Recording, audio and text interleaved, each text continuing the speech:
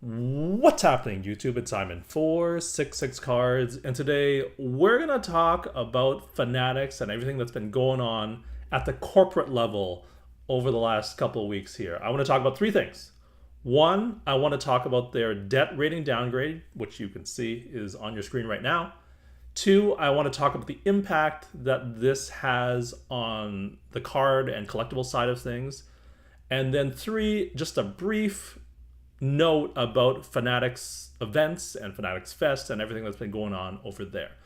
But first, the big one is the debt rating downgrade.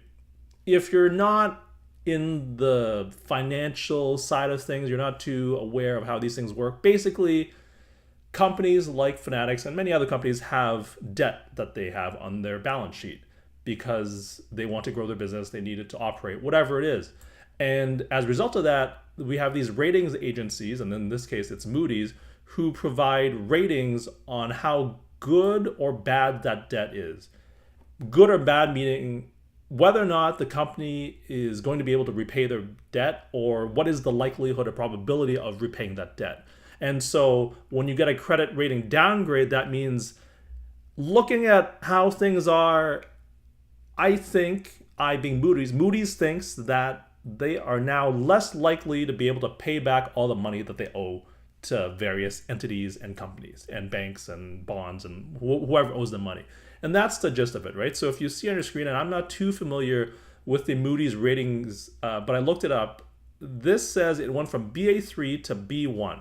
If we go to the Moody's ratings page, it just says this is BA3 and this is B1. That's my very basic understanding. I'm not too familiar with Moody's ratings because I don't do this for a living or anything like that. But that means that there is a higher likelihood of default.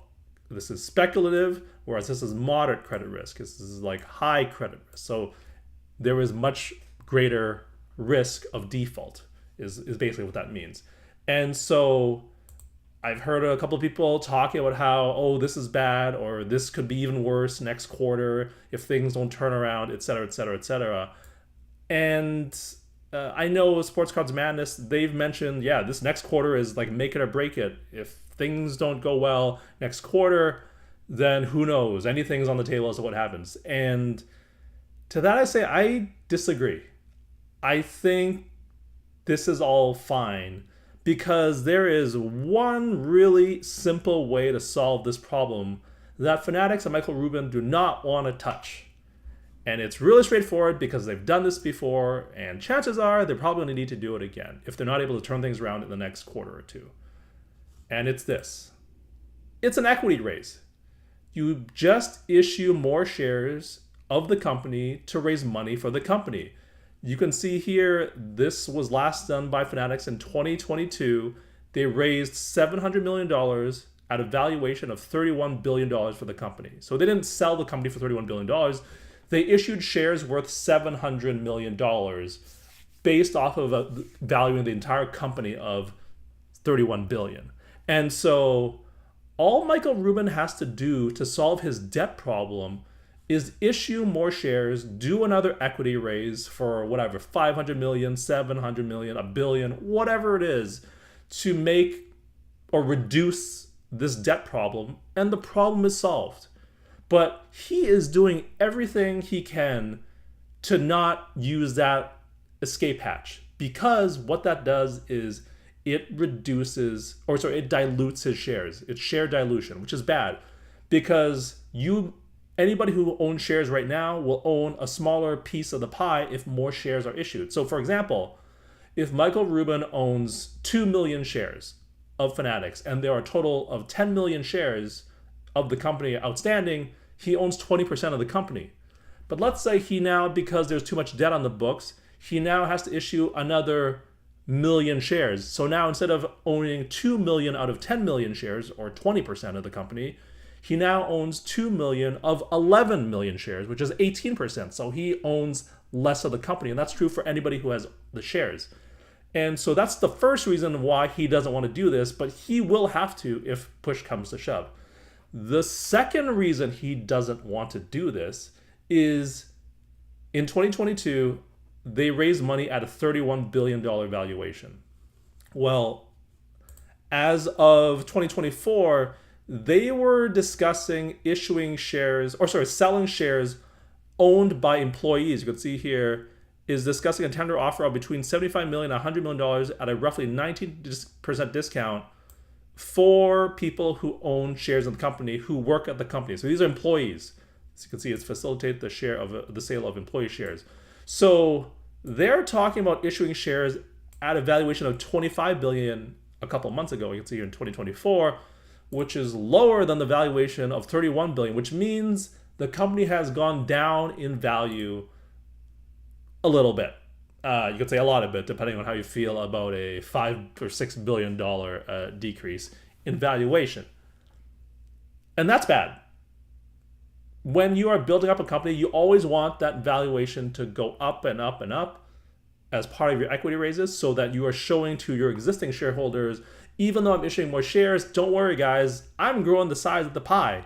So, and I'm growing the value of the pie, so it's okay if we issue more shares. If you do the exact opposite, you're issuing shares at a lower valuation, then you're really diluting the people who bought in at the $31 billion mark. And so it's like a double whammy. You don't want to dilute the shares by issuing more, and you especially don't want to do it when the valuation is lower. And so that's why Michael Rubin and Fanatics is hanging on. They're trying not to use the escape hatch that is issuing more shares, and that's why they're willing to let their debt get downgraded. That's why they're, rather than issue shares, and then, like, honestly, they could issue shares next quarter and this problem will be solved depending on how much money they raise. But they don't want to do that for the reasons I just explained. So that's why I don't think this debt rating downgrade is a big deal, because it is a problem that could be solved overnight. Well, not overnight, but like within a quarter or two, but they don't want to do it. And I think using this sale of employee shares is like testing the waters to see what the market feels like at a $25 billion valuation, because I think if they went to market right now, they might not even be able to get 25 bill for the current valuation of Fanatics. So we will see what happens there. So that's why everybody calm down. I don't think it's a big deal. Yes, they have a lot of debt. Yes, they don't make enough money to cover that debt, but they can reduce that debt by issuing more shares. They just don't want to, because it is bad for a couple of the reasons, for the two reasons I just talked about. So that's that. The second one is, as a result of this, a little bit of fear mongering. If I were to throw a phrase out there, a lot of people are wondering, what does that mean for the sports card side of Fanatics and the collectible side? And to that, I want to just, sometimes we're so inwards looking in the hobby that we can't see the bigger picture. So 2024, Fanatics is valued at $31 billion. This year, they might be raising or tendering shares at around a $25 billion valuation. What if I told you that in 2022, Fanatics bought Topps for $500 million? The valuation is $31 billion or $25 billion or some number in that neighborhood. The top side of things is worth $500 million a couple years ago. Now you might say, well, that's because they got Topps at a discount and they didn't have, they had already lost the licenses to Major League Baseball and the MLBPA. Fair. So to use a very ironic number, let's say with the licenses from baseball and basketball and football, Topps is now worth, again, to pull an ironic number, 10x the 500 million number that was paid for Topps. So then that would put them at 5 billion. And even then, that is a drop in the bucket compared to 31 billion or 25. And I don't think it's worth 5 billion.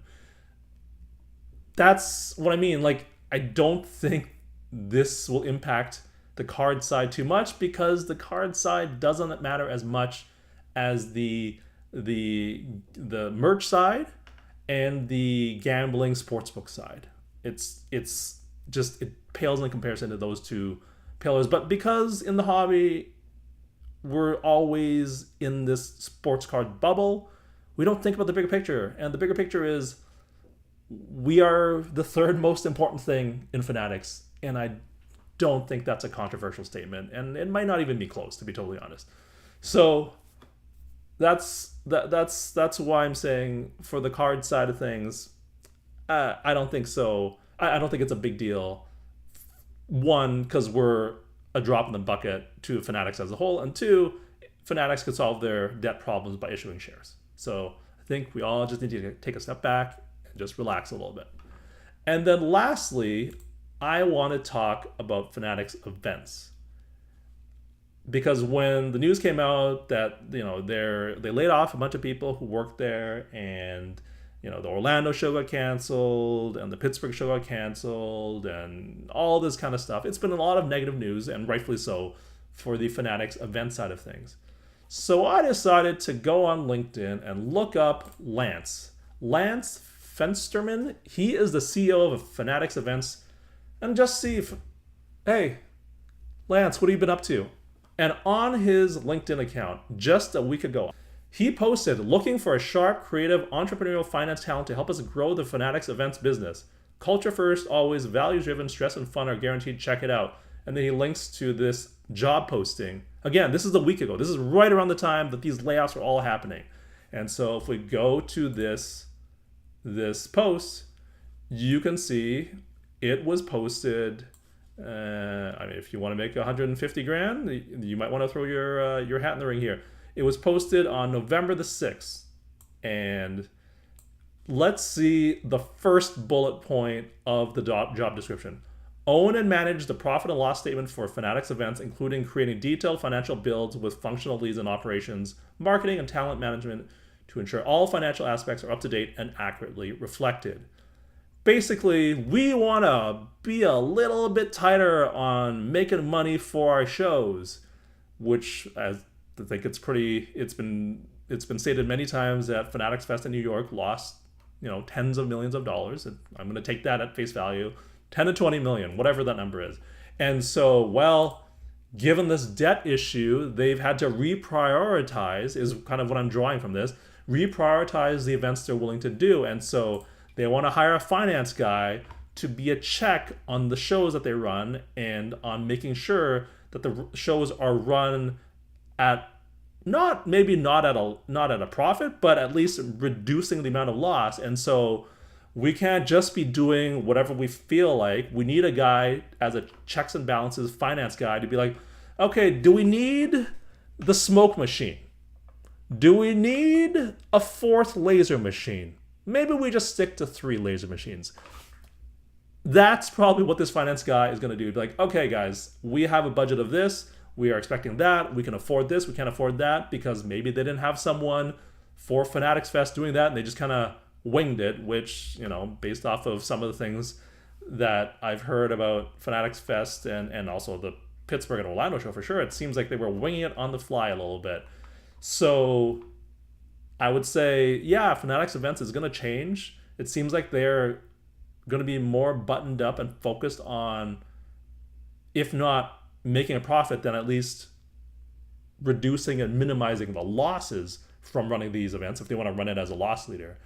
And so that's it. Those are my thoughts on Fanatics Events, Fanatics debt, and the impact on the sports card side of their business.